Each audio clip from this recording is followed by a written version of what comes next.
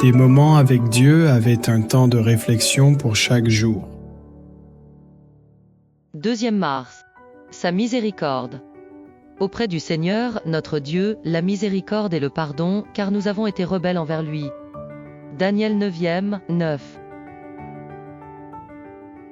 Un garçon âgé de 6 avait cassé une lampe à verre appartenant à ses parents, la mère avait quitté la maison, le père était dans son petit atelier en train de réparer des appareils.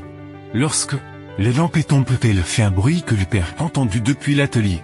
Il est allé voir ce qui se passait. Inquiet, le garçon essayait de recoller les morceaux de la lampe et plus il les cassait, plus il se blessait. Il pleurait d'angoisse et de douleur et son père ne supporte pas de voir son fils souffrir.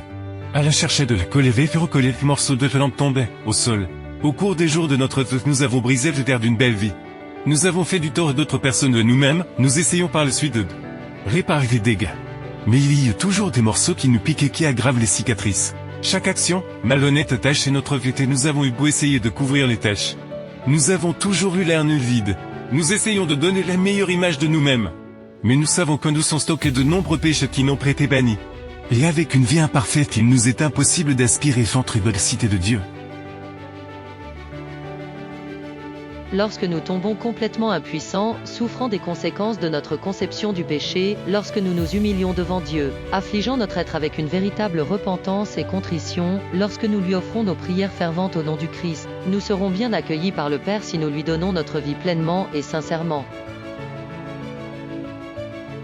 Pleinement et sincèrement, le fait qu'il se soit donné pour nous, qu'il nous ait vu ruinés, destinés à souffrir éternellement, qu'il porte nos fardeaux pour faciliter notre vie, s'appelle la miséricorde. Qu'est-ce qui les pousse à venir dans un monde infidèle pécheur? À se tenir à la tête de l'humanité et à le secourir? 7. Uniquement par amour, comme les blessés sur les routes. Incapables de se relever pour continuer à tester ainsi que nous étions au bord de la mort. Et un bon samaritain est venu porter nos infirmités. Pense nos plaies, avec de l'huile nous offrira un lieu de refuge, le Christ. Par ses miséricordes, tout fait pour nous donner le salut. Pourtant on ne comprend pas assez son sacrifice d'amour. On ne comprend pas assez que ses miséricordes ne se limitent à nous donner la vie chaque jour. Et nous nourrir, nous vêtir, mais qu'elle s'étend jusqu'à nous rendre vainqueurs du péché. Elle nous délivre complètement du mal et nous faire entrer dans la maison de rédemption éternelle. Au plus profond de nous-mêmes, nous devrions réaliser que tous nos efforts sont totalement futiles, car ce n'est qu'au nom et par la force du conquérant que nous pouvons être victorieux. Nous ne pouvons pas le faire nous-mêmes, nous ne pouvons ni vaincre le péché ni nous repentir, ni réparer nos vies brisées, ni nous rendre parfaits pour les maisons célestes. Dieu fait tout seul.